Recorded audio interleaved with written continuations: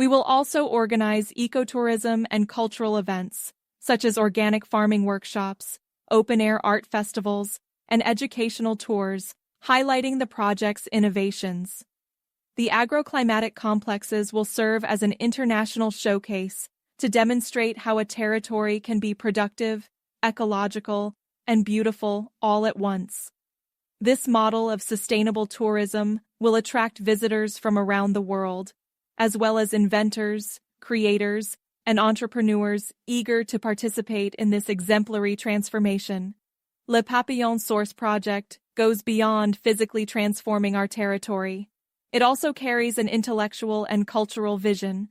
Torreblanca will become a center for international exchange, where citizens, researchers, inventors, and artists from different countries and cultures collaborate to design innovative infrastructure and share ideas, knowledge, and solutions. The infrastructure certified by Le Papillon Source will integrate educational and cultural spaces where conferences, exhibitions, and experimental workshops will raise awareness of ecology, national and international cooperation, and innovation. Local schools could be involved in these initiatives, offering our children an education oriented towards the future and connected to the rest of the world.